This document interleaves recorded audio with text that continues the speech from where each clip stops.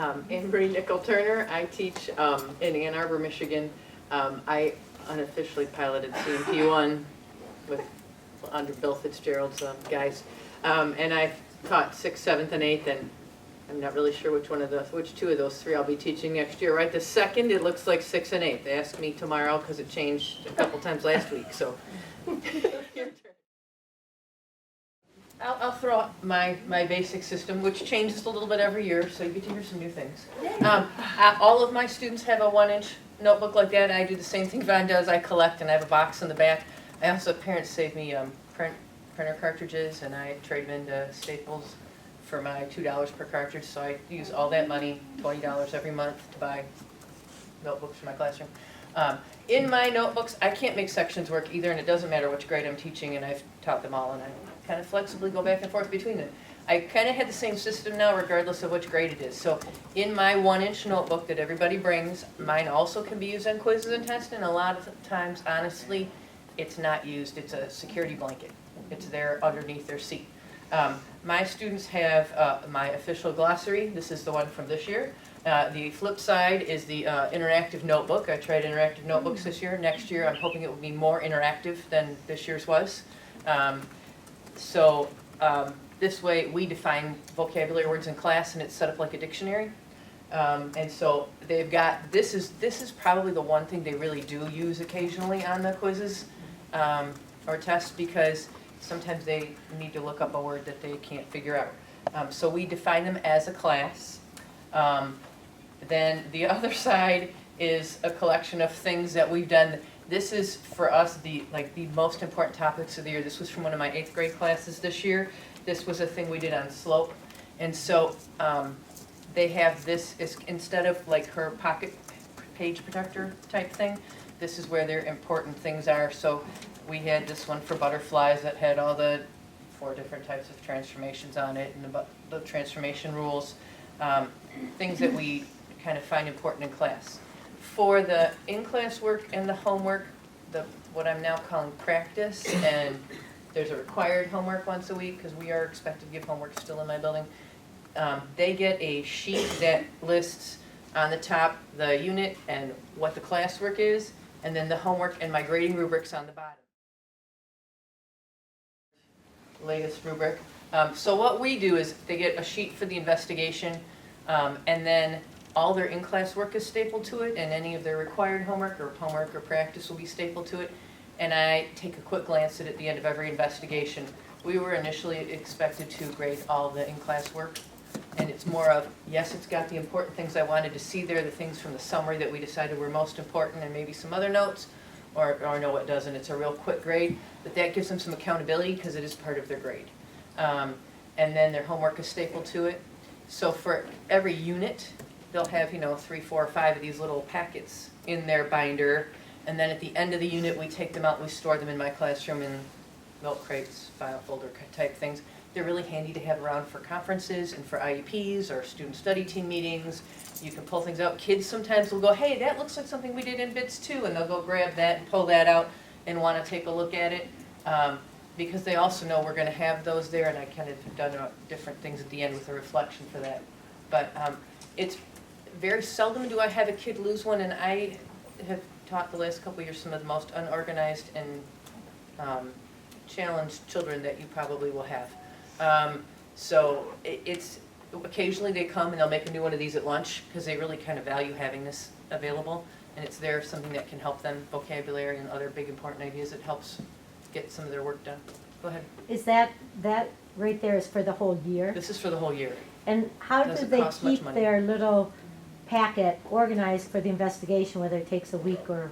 Oh, they don't. Let's just be honest. When they turn it in, whatever day I'm collecting it, they do a real quick staple it all, kind of face up, hopefully, right? Holes on the left in America kind of thing, and then turn that in. Some of my students are. Do they have a list of? Do you have a table of contents? Well, it's on the front. It's a table of contents right on the front with what's supposed to be there, what problem numbers, what page number, all that. Of the children with certified or uncertified special needs in my classroom. And so I've been trying to look for what kinds of things will help them remember their big ideas, because I tried the plastic sheet for a while and it didn't seem to quite be enough for some of them. So some of the things I've seen, mine really overall is not as interactive. If you Google interactive notebooks, INB for math, there's tons of stuff online. What I've tried to do is like pick out the big important stuff, the concepts from connected math. So this was from mathematical models. I wanted them to be able to show me what does it look like for positive slope? What do the equations look like? What does the graph look like? I was trying to figure out how to get a table in here and I couldn't figure out a great way to have a table displayed on this one. But so they've got a visual picture of a negative. They've got a visual picture of undefined and zero. And the idea of interactive notebooks are generally some of them are flashcards, some of them are little things with pockets. I've seen almost like little cootie catchers where you can pick it up and then they can use it to study. They can have someone quiz them on this before a quiz using this. Most of the kids cut across here so they have little flaps. But I don't think that makes it fun, and so does using color. But my bigger concern was where can we kind of consolidate the big ideas? Because we have the individual little books and they have to carry them in their binder, but at the end of the unit I take them, and we trade them back and forth, and there's a lot of things from mathematical models and from prime time that I want them to be able to go back to during the year, because we keep looking for all those connections and trying to pull them together. So this was, one of the things that we did to try to do that. The one for the butterflies unit looked like this. It's this crazy web, but it gave us, what does it do to this shape? What does it do to the size? What does it do to the orientation? What are the rules? So it kind of was a place for them to be able to compare and organize, and there's Venn diagrams, and I have a lot of different things in here I've tried to do. I think next year I want to make it a little more artsy because it makes it a little bit more fun, and it only takes a few minutes at the end of every investigation. We filled in translations after we did one particular investigation, and if some of you aren't familiar with this unit, but another investigation, we'd fill in another chunk of this. So at the end they had kind of all the big ideas consolidated into one place. Interactive just means you're cutting and coloring and pasting and putting it into your, Right. I just had a question,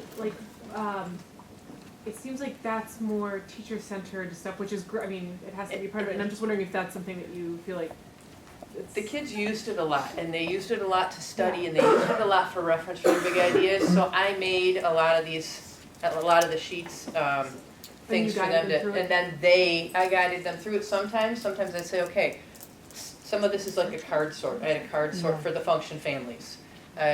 You come up with what your groups are, then we'd have a quick discussion about it, so it could be used in a summary.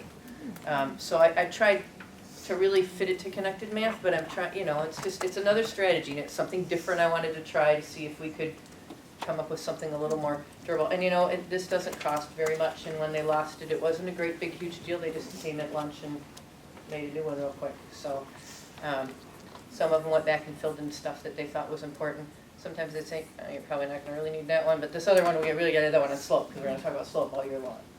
So How is that connected? I just stapled it Okay. with one of those big high-capacity staplers, and we hole punched it, and it went in their little 3-ring binder with their book and all their stuff from class. easy and cheap. Easy and cheap. Problem section that my students have. We write our definitions in class too. The first year I tried the glossary thing, I could have kicked myself. By the end of the year, it was just horrible, because I had a feeling that I had to go through and read all these horrible definitions that they wrote. Some of them were fantastic and many of them were missing important things. So we write it together as a class on the board, and then they copied in. I collect those at the end of every unit test, and I just go through and check, do they have the 10 words I wanted for the class, and I keep a list on the wall. We have a word wall. So these are the 10 I was looking for, and I can do that while I watch TV watch TV. I'm going to have 175 or 180 kids next year. I need something that's quick and I can get through. So, I don't want to check 10 different vocabulary words for each of those kids. I'd die. I'd never see my family. So, and that's part of this whole thing. You have to find out what's working for your kids and then what you can manage too. And that's part of why I think we've all changed what we do with our notebooks a lot, because it's important, and I think we all think they're really important, but you also have to have that balance too.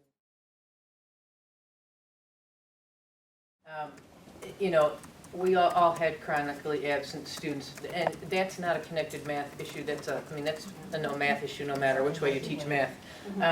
But a lot of times, kids that they sit with in their table groups can help catch them up. And then I take pictures with my iPad of the important stuff on the board, 1 hour a day. I did it this year during 5th hour. I had a deaf student who had trouble following the interpreter and taking notes at the same time. So we just have pictures, and if they need them, I can email them pictures. But I kind of leave it to them to say, I need the pictures from yesterday because I wasn't here. Or other kids at their table say, oh no, you can just copy this little thing down out of my notebook. But that kind of puts some of the responsibility on them. Now with 6th graders, you got to kind of go, you know, honey, you missed something really important. I'm going to get you a copy of this. But by the time they're in 8th grade, you want them to start taking some of that responsibility. There's no magic bullet with absent kids. Unfortunately, I can't cure that one. Maybe you guys can. But my reflections are an assessment, and so at the beginning of the year, we spend a lot of time modeling, practicing writing short ones or long ones. We have 2 kinds. And then as time goes by, I'll pick, we write them all or have some recording of them, but I'll pick, you know, a reflection number 2 is going to be your assessment question that's counted as a small quiz.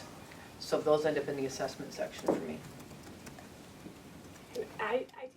We were required this year to have 70% of students' grades or more be assessments. And so that's part of why I started doing more with the reflections in terms of being more of a formal assessment, and they can revise them and turn them back in, and many of them did it 2 or 3 times to the unit. And I was giving them feedback along the way, so it was a way for me to do kind of a formative assessment at the same time as summative almost. And it helped, I think, for many of them, it is an assessment, and I think they really give me a lot of information, and I do them different ways, and some of you are going to get to see some videos of my students doing reflections. But I think you have to think about how you use them, and I like to vary how I do them too, because otherwise I get bored. So, yeah. There's a lot of really good ideas for some of these same things in here too, and you all got a copy of this, and it's on the web. So at some point in your leisure this summer, I recommend you take a quick look in here, the implementing guide, because there are some other good ideas that have been collected from some of us and some of you, put together for a reference. When it's time for seating charts, I give them a little piece of scrap paper. You'll love this. Your name, 3 people you would like to sit with, and your 1 X person. Your X person is the person you'd rather die than sit with. And then that's the only one I guarantee them they will get. So my tables are all mixed, but that keeps, because sometimes I don't know. Sometimes there are kids in your room who really don't get along. And so that way they're not together, but you may not end up sitting with your friends either, and then I can kind of carefully place the kids in the room where I know they, you know, those 6 or 7 or 8 that need to not sit together, and then you can kind of fill in the rest and carefully design your groups. And I have done some of what you said.